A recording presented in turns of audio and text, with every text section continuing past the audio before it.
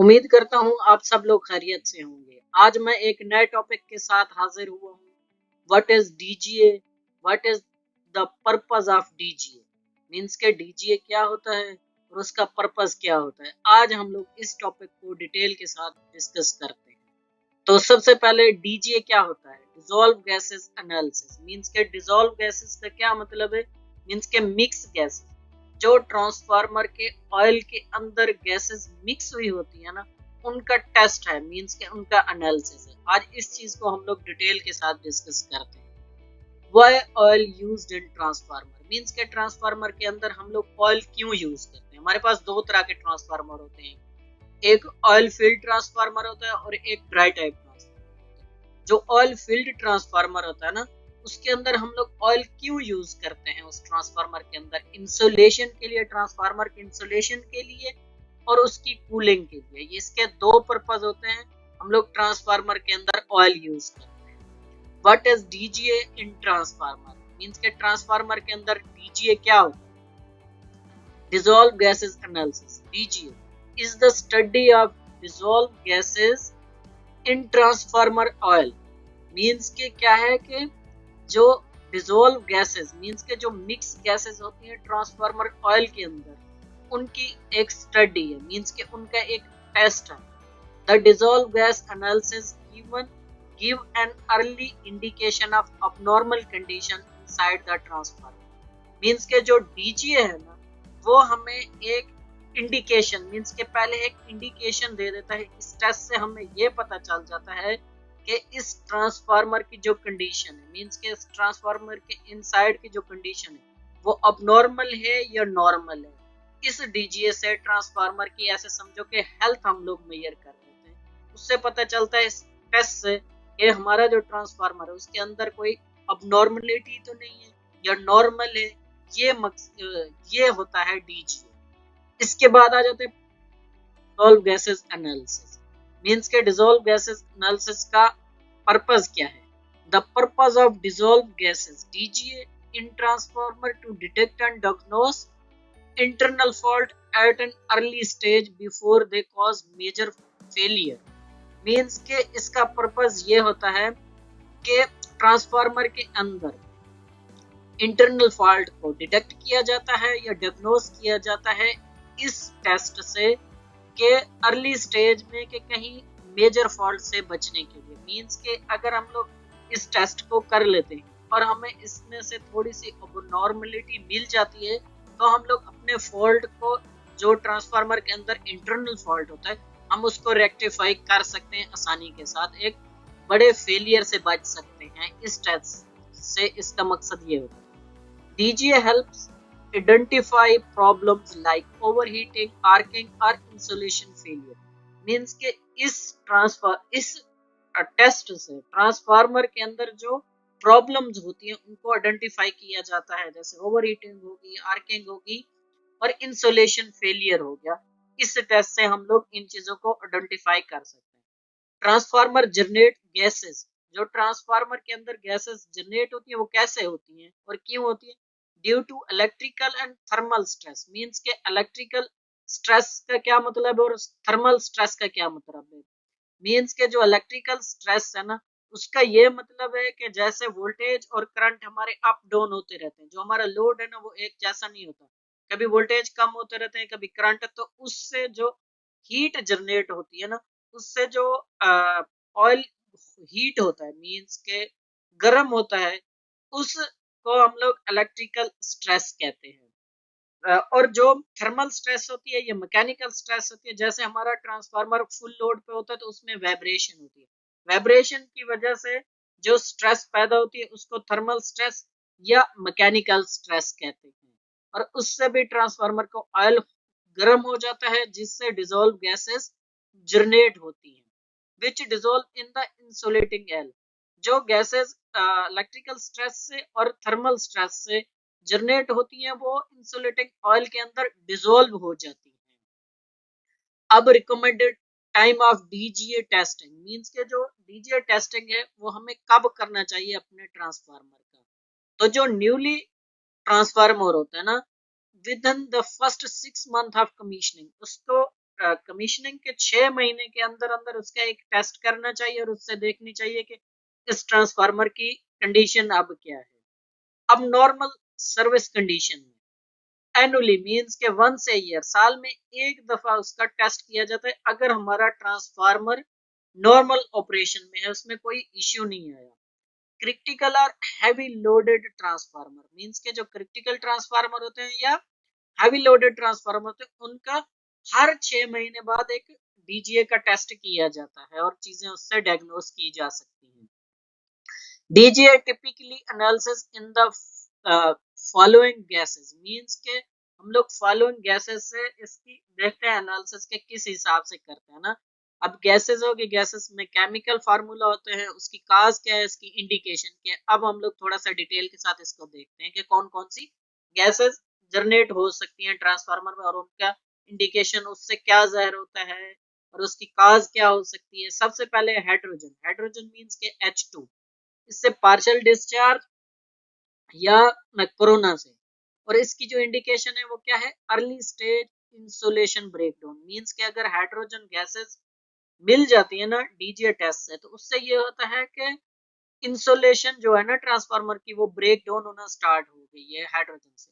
अब मीथेन है CH4, इसके क्या है कि इसकी काज क्या है, लो टेम्परेचर ओवरहीटिंग मींस के लो टेम्परेचर के ऊपर ओवरहीटिंग स्टार्ट हो गई है और ऑयल डिग्रेडेशन, ऑयल डिग्रेड होना शुरू हो जाता है मीथेन से।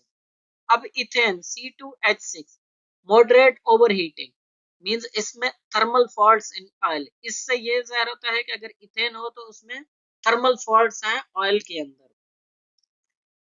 इथालीन C2H4, हाई टेम्परेचर ओवरहीटिंग और सीरियस थर्मल फॉल्ट्स, इससे ये होता है कि इससे सीरियस थर्मल फॉल्ट है। और acetylene C2H2, arcing or severe faults, major electrical discharge means कि इसकी इंडिकेशन क्या है कि ये मेजर इलेक्ट्रिकल डिस्चार्ज है।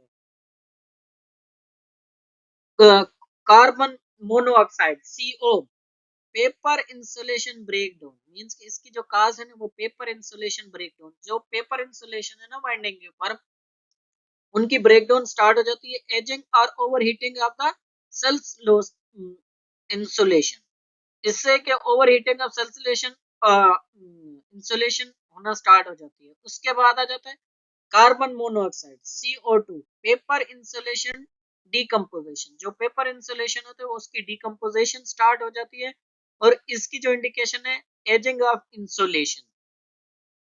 अब इसके बाद हम लोग इसकी पीपीएम में देखते हैं कि इसकी रेंज क्या होती है और इसका टेम्परेचर क्या होता है और इससे क्या जाहिर होता है कि ये सेफ है, ये सेफ नहीं है, ये डेंजर है या इससे थोड़ी सी फ्लक्चुएशन दी जा सकती है। ये सारी चीजें अब इस चार्ट में हम लोग देखते हैं। अब जो हाइड्रोजन है H2 है ना, उसको पीपीएम में देखते हैं। तो अगर हाइड्रोजन गैसेस अगर ट्रांसफार्मर का डीजीए करते हैं और उसकी जो पीपीएम हाइड्रोजन की पीपीएम लेस देन 100 आती है तो इसका मतलब है कि वो सेफ है, नॉर्मल है, एवरीथिंग इज ओके। अब अगर उसकी पीपीएम हाइड्रोजन की 100 से लेके 700 तक है ना, तो इसका मतलब है कि ये थोड़ा सा नॉर्मल से ज्यादा है और इसकी मॉनिटरिंग करनी चाहिए।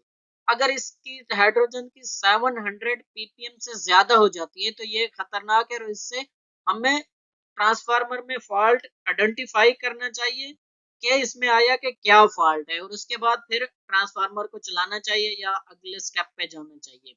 और इसका जो टेम्परेचर है ना वो बिलो 150 डिग्री सेंटीग्रेड और इसकी जो काज है ना वो पार्शियल डिस्चार्ज या कोरोना इफेक्ट जिसे कहते हैं।